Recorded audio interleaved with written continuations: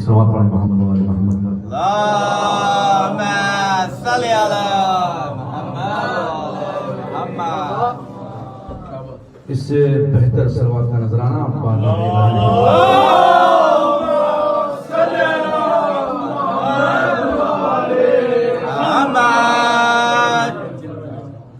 بسم اللہ الرحمن الرحیم۔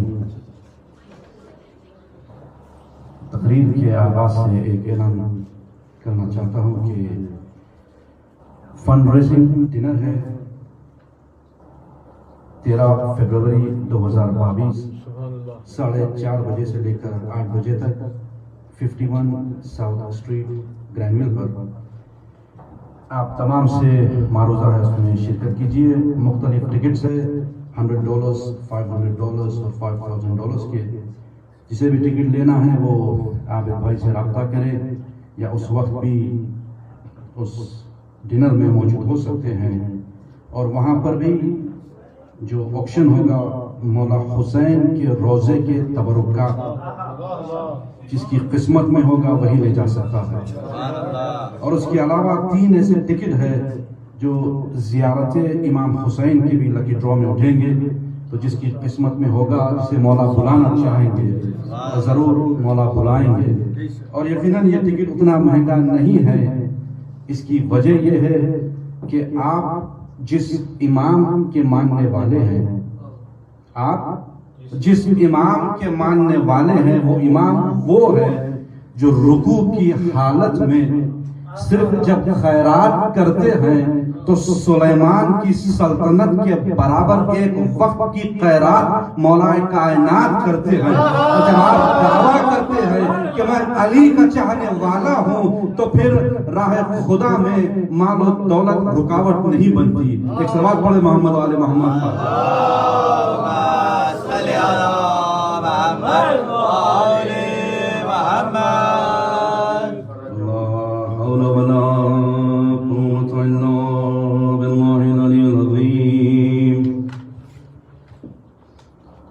أعوذ بالله من الشيطان الرجيم بسم الله الرحمن الرحيم الحمد لله رب العالمين الصلاة والسلام على رسول الثقلين محبوب رب المشرقين والمغربين جد الحسن والحسين أبو القاسم محمد اللهم صل على محمد وآل محمد وعلى أهل بيته طيبين الطاهرين المعصومين المظلومين بسم الله الرحمن الرحيم أولون محمد أوسطون محمد آخرون محمد كلون محمد صلوات پڑھیں محمد وآل محمد کا۔ اللهم صل على محمد وآل محمد۔ سب سے پہلے امام زمانہ کی بارگاہ میں امام محمد باقر کی ولادت کو مبارکباد دیتا ہوں، اور اس کے بعد تمام نورانی حسین باکمال سرفراز خوشنما مومنین کو امام کی مبارکباد پیش کرنا چاہتا ہوں۔ یقیناً آپ سب جانتے ہیں کہ جب بھی میں خطاب کرتا ہوں آپ لوگوں کی دعا لینے کے لیے یہاں پر آتا ہوں۔ جو مجھ سے بڑے ہیں شاہ صاحب یہاں موجود ہے، ایسے ہستیوں کی دعا لینے آتا ہوں تاکہ میں بھی اپنی آخرت کے سامان میں کچھ موتی اور زمرد کا اضافہ کر سکوں، اور خصوصی طور پہ پہلی رجب امام محمد باقر علیہ السلام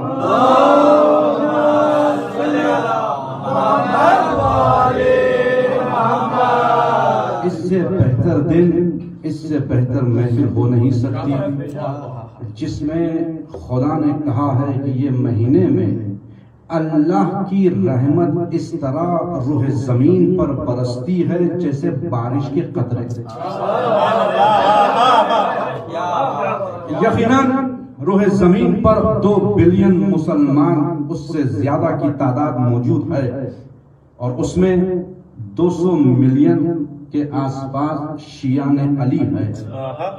تو سب خوش نصیب نہیں ہیں جو میرے مولا کائنات اور دیگر اماموں کا ولادت کا جشن منا رہے ہیں. وہ خوش نصیب قوم ہے، وہ خوش نصیب قوم ہے جو اس مہینے اور ان دنوں پر ایسے لباس پہن کر خوشی منا رہی ہے. اور عزیزو، آپ جانتے ہیں عابد نما صفت رکھنے والے مومنین بھی یہاں موجود ہے. علمدار نما صفت رکھنے والے بھی مومنین موجود ہیں. اعظم بھائی جیسی عالی شخصیت بھی یہاں موجود ہے.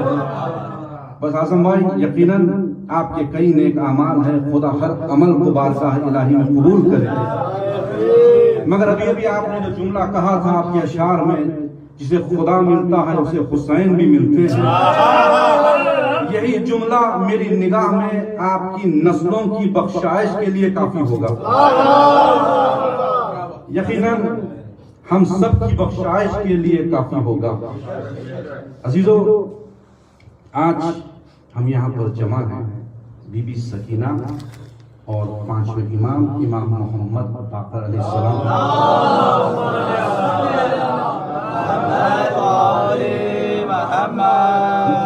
کی ولادت کے حوالے سے جشن منعقد کیا گیا ہے عالی جناب محترم عابد بھائی کی جانب سے.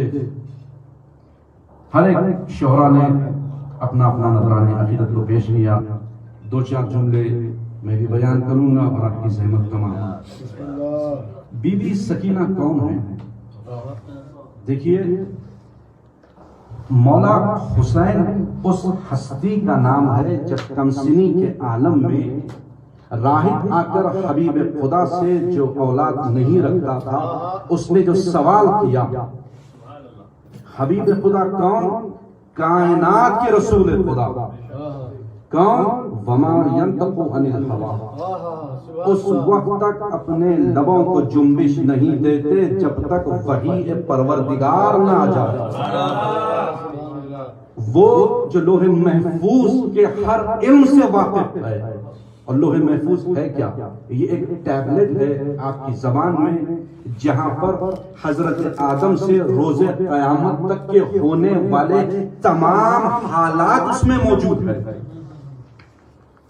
اب سوچئے کہ جب راہب آیا حبیب خدا کے پاس تو حبیب خدا نے کہا، راہب تیری قسمت میں اولاد نہیں ہے. اب حبیب خدا نے لوح محفوظ پر دیکھ کر ہی کہا ہوگا، بلکہ یوں کہوں لوح محفوظ بھی حبیب خدا کے ہی فضائل بیان کرتا ہوگا. جو علم لدونی کے مالک ہے وہ لوح محفوظ کے محتاج نہیں ہے. یہ تو ہمیں اور آپ کو سمجھانے کے لیے بیان ہوتا ہے. تو جب کہا کہ تیری قسمت میں اولاد نہیں ہے تو مولا حسین وہاں موجود تھے. دیکھیے، میں عظمت بی بی سکینہ بیان کرنا چاہتا ہوں. مولا حسین وہاں موجود تھے. کہا، نانا میں نے اسے 1 دیا، 2 دیا، 3 دیا، اسی طرح 7 اولادیں مولا حسین نے کھیلتے کھیلتے دے دیے. میں کہوں گا کیا خدا نہ خواستہ دنیا سمجھتی ہے کہ یہ حبیب خدا کے مخالف کہہ رہے ہیں مولا حسین؟ ہرگز نہیں. یہ بتا رہے ہیں ایک معصوم دوسرے معصوم کے اختیارات کیا ہے. جو حبیب خدا نے کہا تھا وہ لوح محفوظ میں موجود تھا کہ اس کی قسمت میں اولاد نہیں ہے. اب حسین مولا دے کر بتا رہے ہیں، میں وہ ہوں جو مقدر کو بدلنے والا ہوں.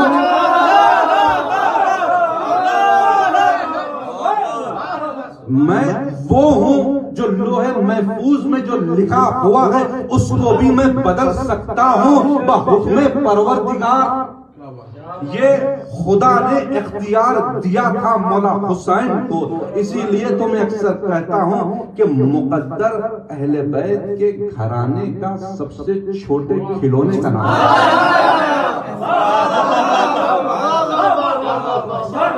مقدر اہل بیت کے گھرانے کے سب سے چھوٹے کھلونے کا نام ہے.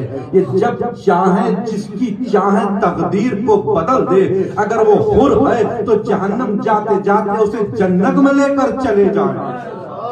یہ حسین مولا ہے. اب سوچئے جو یہ اختیارات رکھتے ہیں حسین مولا، وہ بارگاہ الہی میں آ کر، نماز شب میں آ کر پروردگار سے دعا مانگ رہے ہیں کہ پروردگار مجھے ایک ایسی بیٹی عطا کر جو مجھے سکون دے سکے. میں کہوں گا مولا حسین مقدر تو آپ کے گھر کا چھوٹا کھلونا ہے، خدا رد نہیں کرے گا اگر آپ بیٹی مانگیں گے تو. مگر حسین مولا بتا رہے ہیں یہ عام بیٹی نہیں، یہ سکینہ ہے. یہ سکینہ ہے، اور سکینہ کے معنی ہے سکون دینے والی. صرف بی بی سکینہ نے مولا حسین کو سکون نہیں دیا، مولا عباس کے سکون کا نام بی بی سکینہ ہے. مولا کائنات کی زینت بی بی زینب کے سکون کا نام سکینہ ہے. بی بی کلثوم کے سکون کا نام سکینہ ہے. اور جس امام کی آج ولادت ہے اس امام کے سکون کا نام سکینہ ہے.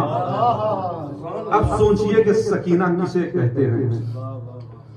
اور آج جس امام کی ولادت ہے، بس تھوڑا تاریخ کے حوالے سے بھی بیان کرنا چاہوں گا کیونکہ شہرا نے تو اس جشن کو معرفت کی منزل پر لے کر جا چکے ہیں. بس تھوڑا علمی گفتگو بھی کرنا چاہتا ہوں. دیکھیے جب جس ہستی کے بارے میں اگر آپ کو معرفت ہو تو پھر اس سے محبت میں اور اضافہ ہوتا ہے. ہم ان ہستیوں سے محبت بھی کرتے ہیں اور معرفت رکھنے کی کوشش کرتے ہیں، کیونکہ حقیقتاً تو ہم معرفت رکھ ہی نہیں سکتے، کیونکہ اماموں کو یا رسول خدا جانتے ہیں یا صرف خدا جانتا ہے. حقیقی عظمت ان کے گھر کے غلاموں کی بھی ظاہر نہیں ہوئی ہے. امام باقر، دیکھیے یہ امام وہ امام ہے جو حبیب خدا امام کی ولادت سے 40 سال سے پہلے جس حبیب خدا نے جسے سلام کا نذرانہ پیش کیا ہے اسے امام باقر کہتے ہیں. توجہ چاہتا ہوں. امام باقر نام ہے محمد، باقر لقب ہے، اور باقر آیا ہے لفظ بخرا سے. بخرا کے معنی ہیں چیرنے والا، تقسیم کرنے والا. تو پتا چلا باقر اسے کہتے ہیں جو علم کو بانٹتا ہے. وہی باقر ہے جو آپ کے سینوں تک چیرتے ہو ان کی محبت ہمارے دل میں آتی ہے. دیکھیے جابر ابن عبداللہ انصاری، یہ وہ ہستی ہے جس نے مولا کائنات سے محبت کی ہے. یہ وہ ہستی ہے جس نے حبیب خدا سے محبت کی ہے. یہ وہ ہستی ہے جس نے مولا کائنات سے محبت کی ہے. یہ وہ ہستی ہے جس نے مولا حسن سے محبت کی ہے. یہ وہ ہستی ہے جس نے مولا حسین سے محبت کی ہے. یہ وہ ہستی ہے جس نے چوتھے امام سے محبت کی ہے.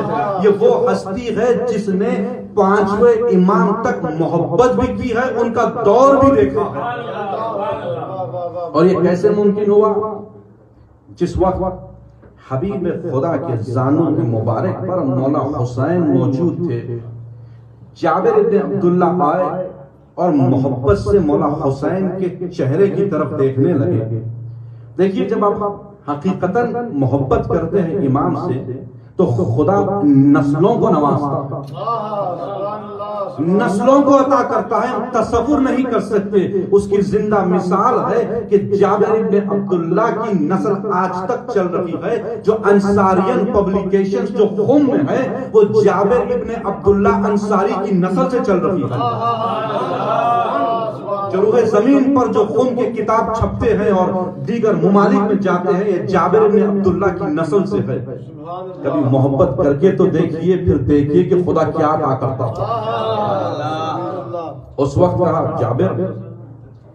جابر حسین کی نسل سے حبیب خدا کہہ رہے ہیں، جابر 5واں علم کا چراغ آئے گا، جابر تم اس وقت تک موجود رہو گے اور جب آئے گا اس شہزادے کا نام محمد ہوگا۔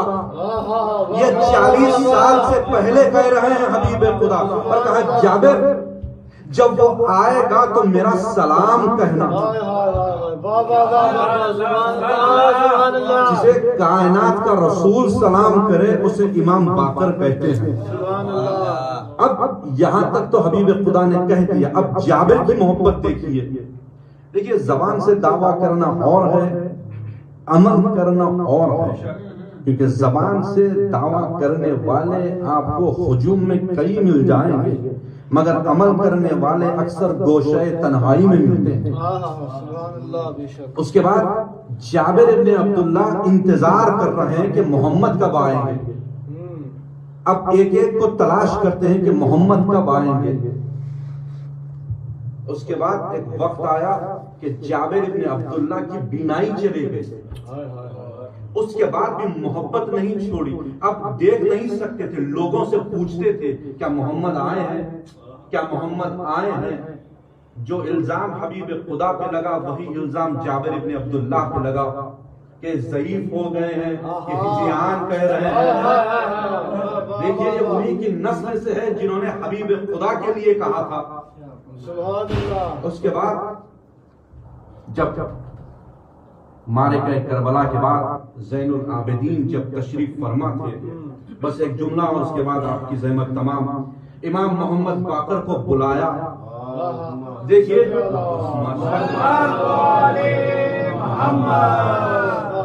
جواب حقیقتاً امام سے محبت کرتے ہیں اور کسی سبب یا کسی وجہ سے امام تک نہیں پہنچ سکتے ہیں، یہ واقعات بتاتے ہیں کہ امام آپ تک پہنچتے ہیں۔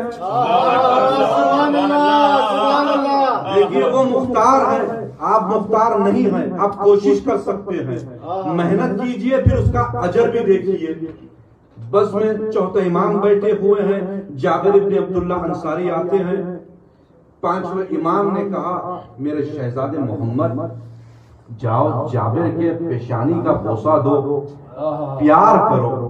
اب جب امام آگے بڑھے، جابر ابن عبداللہ کے پیشانی کو پیار کیا، اس کے بعد کہا اب سنیے جو لوگ ہم سے سوال کرتے ہیں کہ زندگی اور موت پر جو اختیار ہوتا ہے، جنت پر جو اختیار ہوتا ہے، یہ آپ کی شرافت ہے کہ آپ کہتے نہیں ہیں۔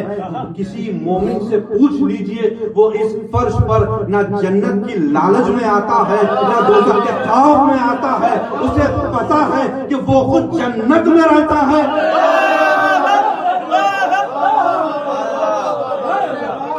دیکھیے جو معرفت رکھتے ہیں وہ تو داد دے رہے ہیں، مگر بس میں کوئی چھوٹا شہزادہ بھی ہوگا، سوال کر لے قبلہ اس کی کوئی دلیل بھی دے دیجئے، یا یہ کتابت کا جملہ ہے تو دلیل دے دو۔ امام سے سوال کر رہا ہے چاہنے والا کہ مولا میں دعا کیجئے کہ میں مرنے کے بعد جنت میں چلا جاؤں۔ چاہنے والا امام سے کہہ رہا ہے مولا دعا کیجئے کہ مرنے کے بعد میں جنت میں چلا جاؤں۔ مولا نے جواب دیا اے میرے چاہنے والے دعا یوں کرو کہ میں جنت سے نہ نکالا جاؤں۔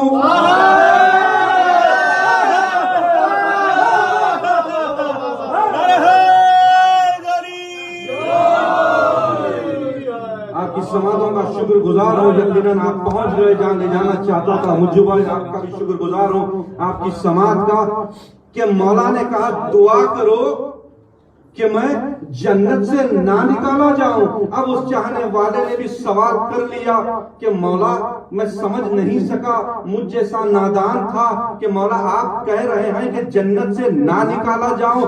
مولا نے کہا سن، جس کے دل میں ہماری محبت ہوتی ہے، جس کے دل میں ہماری محبت ہوتی ہے وہ جنت میں ہی تو رہتا ہے۔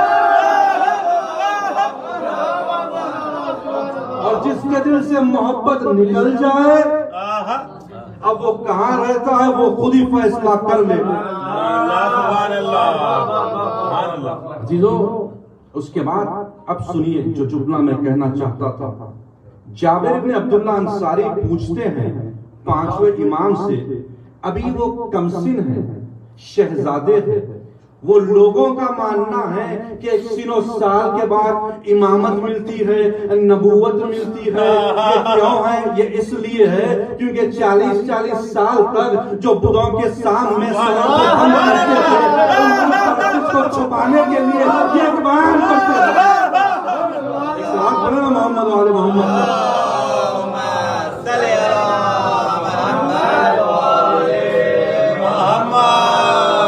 مجھے اشارہ کر دیجئے اگر میرا وقت ہو چکا ہے تو, کیونکہ آپ لوگوں کی محبت مجھے بولنے پر مجبور کرتی ہے. دو چار اور زحمت تمام.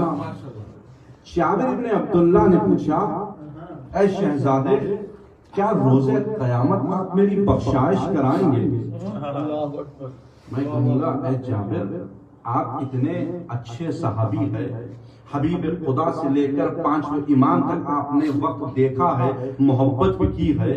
ابھی چوتھے امام موجود ہے, ابھی پانچویں امام کی امامت بظاہر شروع بھی نہیں ہوئی ہے اور آپ پانچویں امام سے کمسنی کے عالم میں پوچھ رہے ہیں. عجب نہیں جابر ابن عبداللہ جواب دے, ارے یہ مالک جنت ہے, یہ گہوارے میں رہے تو بھی مالک جنت ہے, یہ اعلان کر دے تو بھی مالک جنت ہے.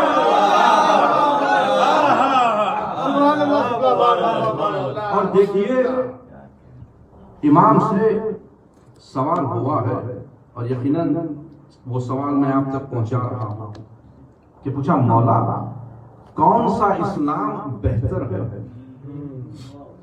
کون سا اسلام بہتر ہے؟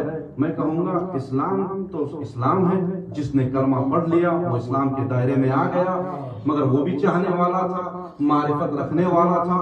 امام نے جواب دیا وہ اسلام بہتر ہے جس میں ایک مومن دوسرے مومن کی دلازاری نہیں کرتا.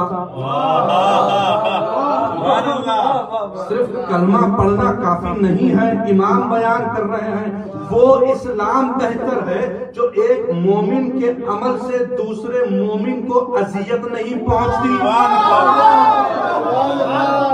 اگر وہ اذیت بھی پہنچا رہا ہے, تکلیف بھی دے رہا ہے, نقصان بھی کر رہا ہے اور اپنے آپ کو مومن بھی سمجھ رہا ہے, تو پھر اس کے مومن ہونے پر غور و فکر کرنا ہوگا. اور اس سب سے پہلے میں اپنے لیے کہہ رہا ہوں, بزرگ باخوبی واقف ہے. اس کے بعد پوچھا یقیناً اس فرش سے, اس جشن کے ماحول سے اگر دو چار ایسے باتیں بھی اگر لے کر چلے جائیں تو نہ جانے کس کی قسمت بدل جائے. دوسری بات پوچھا مولا کون سا عمل سب سے بہتر ہے, کون سا عمل, حجت خدا سے چاہنے والا پوچھ رہا ہے کون سا عمل سب سے بہتر ہے. میں کہوں گا مولا یقیناً میں کہنے کے لائق نہیں ہوں, آپ کو سمجھانے کے لیے کہہ رہا ہوں. عجب نہیں مولا نے جواب دیا ہوگا, مولا نے کیا جواب دیا وہ بعد میں بیان کروں گا کہ رات بھر اللہ اللہ کرنا یہ بہتر عمل نہیں ہے. جھوم جھوم کے قرآن پڑھنا یہ فضیلت ہے مگر یہ سب سے بہتر عمل نہیں ہے. اتقاف پہ جانا یا در لوگوں کے دروازوں پر کھٹکا دے کر دین کی دعوت دینا یہ سب سے بہتر عمل نہیں ہے.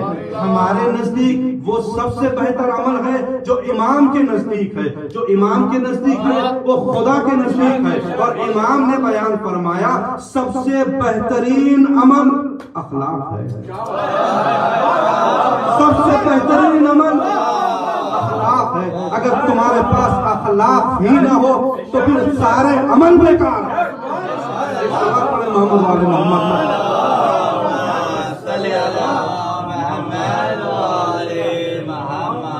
بس اسی کو ذہن میں رکھتے ہوئے دو شعر اور زحمت تمام. دیکھیے جب عمل کرتے ہیں تو یہی دل میں نیت ہوتی ہے کہ ہمارا امام اس عمل کو دیکھ کر خوش ہوگا, خدا خوش ہوگا اور اس کا اجر ملے گا. اور راستے میں مرتضی بھائی کے ساتھ آ رہا تھا تو بیان ہو رہا تھا. آپ کی سماعت کا بہت شکر گزار ہوں عابد بھائی کے. نصرت بخاری صاحب بیان کر رہے تھے کہ روز قیامت تو اہل بیت شفاعت دیں گے، اس میں کوئی شک ہی نہیں ہے، مگر جو برزخ کا سفر ہے وہ تو آپ کو طے کرنا ہوگا اپنے اعمال کی بنیاد پر. یقیناً جو علی کا چاہنے والا ہے، مولا کائنات و اہل بیت وہاں پر بھی مدد کریں گے، مگر ہمیں بھی کوشش کرنی چاہیے. اسی کو ذہن میں رکھتے ہوئے کہہ رہا ہوں کہ ایسا عمل رکھو کہ پیغمبر دعا کرے. ایسا عمل رکھو کہ پیغمبر دعا کرے، حق میں تمہارے حیدر صفدر دعا کرے. ایسا عمل رکھو کہ پیغمبر دعا کرے، حق میں تمہارے حیدر صفدر دعا کرے. اس طرح تم تقدس منبر ادا کرو، اس طرح تم تقدس منبر ادا کرو کہ منبر پہ آ کے بیٹھو تو منبر دعا کرو.